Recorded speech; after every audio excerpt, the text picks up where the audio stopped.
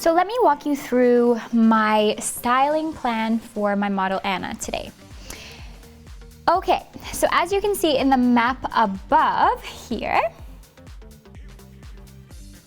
I've used a mix of C curl, D curl, and DD curl for this set.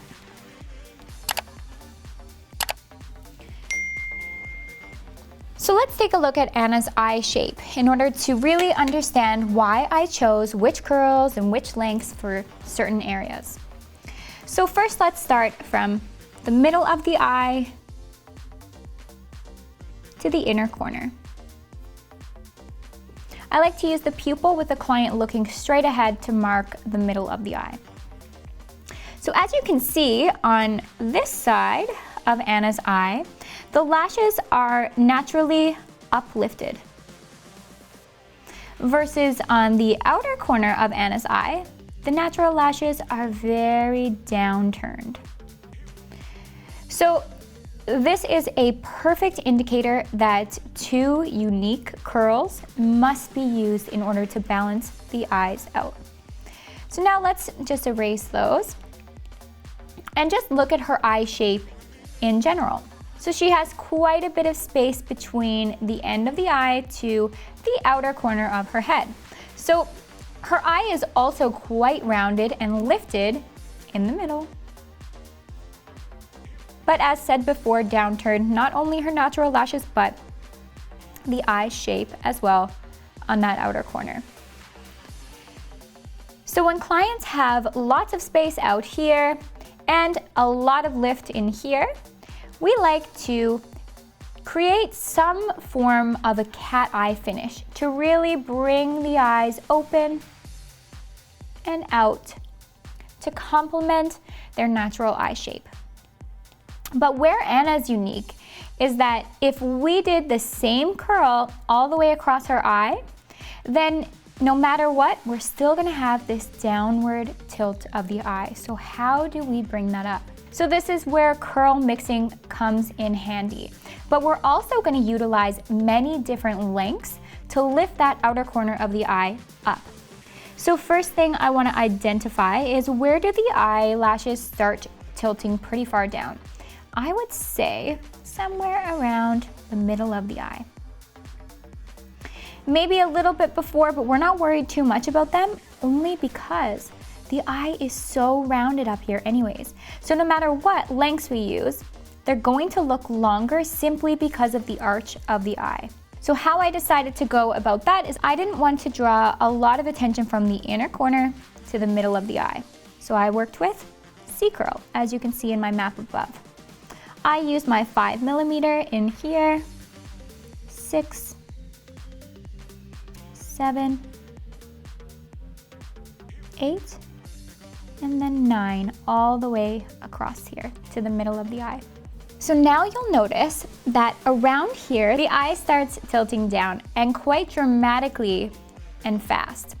So here's where I have to start playing around with lengths and curls. So in this section right here,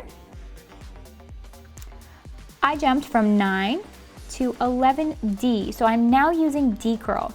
And why did I use 2mm longer in this area? It's because, well, A, this is my blend section.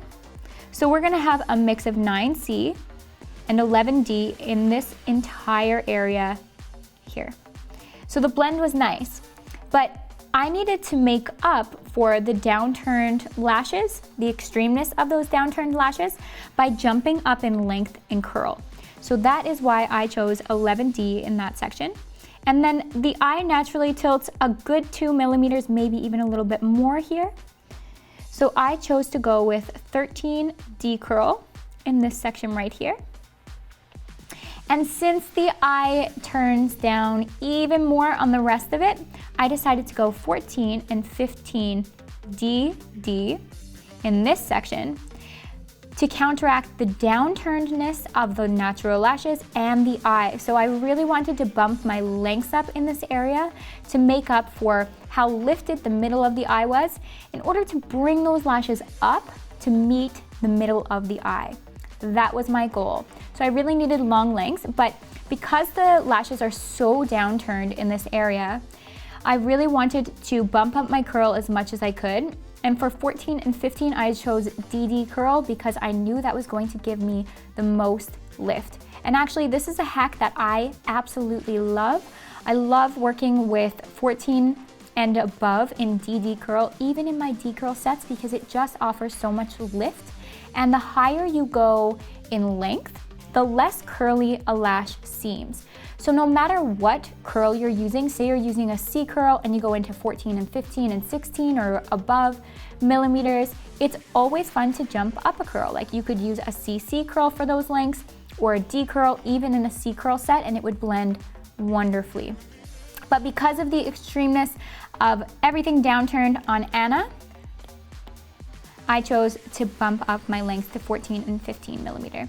And then on the outer corner, I really wanted to steer clear of long lengths because no matter what, they would have elongated the eye even if it was a severe curl. So to just make sure that that didn't become an issue, I worked with 12D on that outer corner to lift everything up.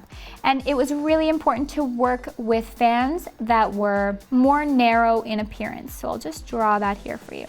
So a fan like this versus a fan like that.